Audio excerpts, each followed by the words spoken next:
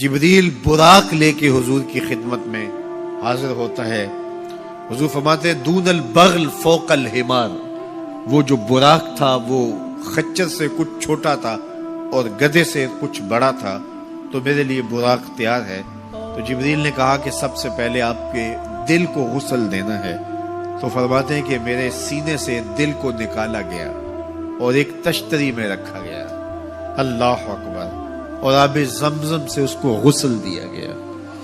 جب دل کو غسل دیا گیا تو جبریل نے حضور کے قلب اطہر کو دیکھا تو حیران ہو گئے اور بے ساختہ پکار اٹھے. علامہ بدر الدین عینی نے شرح صحیح بخاری کے اندر لکھا ہے کہ جو ہی قلب مصطفیٰ جبریل نے دیکھا تو بے ساختہ پکار اٹھے کہ قلب سدید فیہ عینان تبصران و اذنان تسمان. واہ واہ، کیسا دل ہے جس میں دو آنکھیں ہیں دیکھتی ہیں، دو کان ہیں جو سنتے ہیں. ایسا دل کائنات میں پہلے کسی نے نہیں دیکھا، نہ کسی کا ہوا ہے، جس میں آنکھیں بھی ہوں، جس میں کان بھی ہوں. جو قصیدہ پڑھا جاتا ہے مصطفیٰ جان رحمت پہ لاکھوں سلام، اس پورے قصیدہ سلامیہ کے اندر حضور کے ایک ایک عضو کی تعریف کی گئی ہے. کبھی ہونٹوں کا ذکر کرتے ہیں، پتلی پتلی گلے قدس کی پتیاں، ان لبوں کی نزاکت پہ لاکھوں سلام. کبھی ہاتھوں کا ذکر کرتے ہیں، ہاتھ جس سمت اٹھ گئے غنی کر دیا، بہر موج سماحت پہ لاکھوں سلام. کبھی بازوؤں کا ذکر کیا، جن کو بارے دو عالم کی پرواہ نہیں، ایسے بازو کی طاقت پہ لاکھوں سلام. کبھی سر کا ذکر کیا، جس کے آگے سرے سروراں خم رہے، اس سرے تاج رفعت پہ لاکھوں سلام. کبھی حضور کی مبارک بینی کا ذکر کیا، کبھی آنکھوں کا تذکرہ کیا، کبھی حضور علیہ الصلوۃ والسلام کی مبارک زلفوں کا ذکر کیا، ایک ایک عضو کا ذکر کیا. چلتے چلتے جب دل پہ آئے تو اعلی حضرت کا قلم نہیں رک جاتا اور سوچتے ہیں کیا لکھوں، اور اعلی حضرت بولے دل سمجھ سے ورا، دل سمجھ سے ورا، مگر یوں کہوں غنچائے راز وحدت پہ لاکھوں سلام. دل سمجھ سے بالا ہے لیکن یوں کہہ دیتا ہوں اللہ کے رازوں کا امین ہے تو وہ قلب مصطفیٰ ہے صلی اللہ علیہ وسلم. تو حضور علیہ الصلوۃ والسلام کا مبارک قلب اطہر جب نکالا گیا تو جبریل نے کہا قلب وقیع فیہ عینان تبصران و اذنان تسمعان. واہ واہ، کیسا دل ہے جس میں دو آنکھیں ہیں جو دیکھتی ہیں، دو کان ہیں جو سنتے ہیں. حضور کی آنکھیں ہماری آنکھوں جیسی نہیں ہیں، نہ ہماری آنکھیں حضور کی آنکھوں جیسی.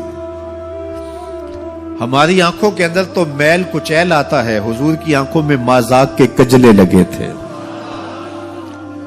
مست آنکھیں رضا مازاق کے کجلے والی، مست آنکھیں رضا مازاق کے کجلے والی. گر میری سمت بھی اٹھیں تو مقدر جاگے، گر میری سمت بھی اٹھیں تو مقدر جاگے. تو حضور کی مبارک آنکھیں، اللہ اکبر، کیا خوب سجن دیاں اکھیاں نے، کیا خوب سجن دیاں اکھیاں نے، جمیں پر کے سرائیاں رکھیاں. سارے نبیوں کی زندگیوں کا مطالعہ کیجئے، ان کو سخت سے سخت، کٹھن سے کٹھن حالات کا مقابلہ کرنا پڑا اور حالات کی سختیاں انہوں نے گوارا کی، لیکن اٹھنے والے قدم پیچھے نہیں ہٹے، وہ آگے ہی بڑھتے چلے گئے اور عظیمتوں کے سفر طے کرتے گئے. سب سے زیادہ مشکل اور کٹھن حالات میرے اور آپ کے آقا و مولا حضور نبی رحمت صلی اللہ علیہ وآلہ وسلم کو ملے اور حالات کا جبر حضور کو سہنا پڑا، تلخیاں گوارا کرنی پڑی. پیدا ہوئے تو باپ کا سایہ سر پہ نہیں تھا، 6 سال کی عمر تھی کہ ماں انتقال کر گئی. حضور نے اعلان نبوت کیا تو اپنے ہی مخالف ہو گئے. سب سے پہلا شخص جو کھڑا ہوا اور جس نے بدتمیزی کی وہ رشتے میں سکا چچا لگتا تھا. اس کی بیوی سارا دن جا کے جنگل میں کانٹے جمع کرتی تھی، ام جمیل، اور جن راہوں سے حضور نے گزرنا ہوتا ان راہوں میں بکھیر دیتی. کہ پاؤں زخمی ہوں گے اور منزل پہ پہنچ نہیں سکیں گے، لیکن میرے حضور گھر سے نکلتے ہیں، ان کانٹوں سے بچ کے گزرتے ہیں اور ان گڑوں سے بچ کے گزرتے ہیں اور پھر بھی ان تک پہنچ جاتے ہیں۔ کھود لیے گڑے، بچھا لیے کانٹے، آ گیا ہوں تمہارے پاس پیغام آ کے۔ عقبہ بن ابی معیط حضور کے گلے میں کپڑا ڈال کے تاؤ دیتا ہے، حضور کے گھر کے سامنے کوڑا پھینک جاتے ہیں، اجنیاں حضور علیہ السلام کے بدن میں حالت سجدہ میں ڈال دی جاتی ہیں۔ اور یہ وہی ایام ہیں کہ حضور کا شفیق چچا کفار کی ریشہ دوانیاں بڑھتی ہیں تو بولتے ہیں کل ما اجبتا، میرے بھتیجے جو تمہارے من میں آتا ہے کہو، میں جو ہوں تمہاری پشت پہ کھڑا ہوں میں۔ ان کا بھی انتقال ہو جاتا ہے، جناب ابو طالب بھی انتقال کر جاتے ہیں۔ ایک ایسی ہستی جو حضور پہ جان نچھاور کرتی ہیں اور کوئی بھی تکلیف ہوتی ہے تو حضور ان سے بات کرتے ہیں تو دل کا بوجھ ہلکا ہوتا ہے، وہ ہے زوجہ رسول سیدہ خدیجہ الکبریٰ رضی اللہ تعالی عنہا۔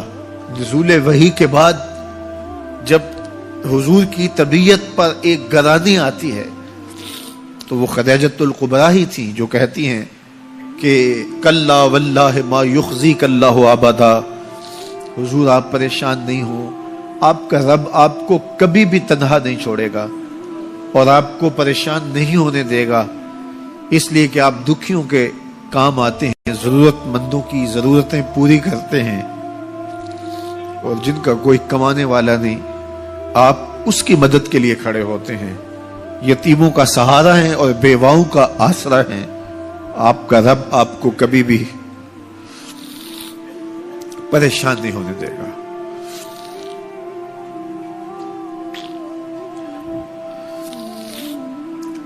سیدہ خدیجہ الکبریٰ کا بھی انتقال ہو جاتا ہے، جو ہر مشکل وقت میں ڈھارس بندھاتی تھی،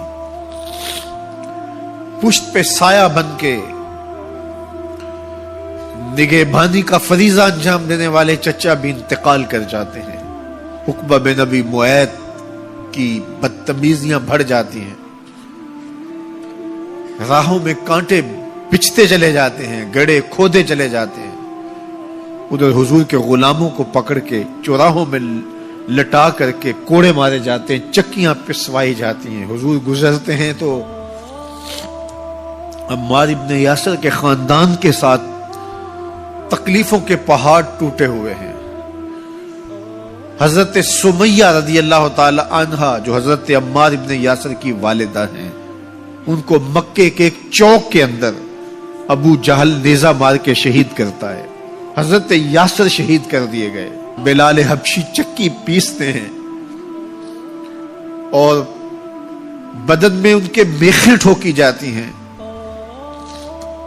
عجیب عالم ہے، اپنے بھی مخالف سکا چچا راستہ روک کے کھڑے ہو جاتا ہے، اوجریاں پھینکی جاتی ہیں، کانٹے بکھیرے جاتے ہیں۔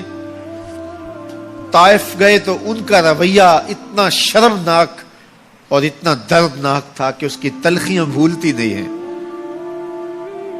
اللہ کے محبوب ایک دن حرم میں آئے اور وہیں ام ہانی کے گھر جو حرم کے بالکل قریب تھا رک گئے۔ فرماتے ہیں آنا بین النوم والیقظہ، میں نہ تو ابھی سویا تھا نہ ابھی جاگ رہا تھا، میری درمیانی کیفیت تھی۔ تو فرماتے ہیں کہ میں اپنی چچا زاد بہن ام ہانی کے گھر میں تھا کہ جبریل براق لے کے آ گئے اور آ کے سندیسہ دیتے ہیں ان اللہ حشتاک الی لقائک یا رسول اللہ، محبوب زمانے کے دکھوں نے آپ کو گھیر لیا ہے اور تکلیفیں حد سے تجاوز کر گئی ہیں۔ رب کہتا ذرا آؤ نا میں رخ سے نقاب اٹھاؤں اور آپ کو جلوہ کرا کے سارے غم غلط کر دوں اور سارے دکھ دور کر دوں۔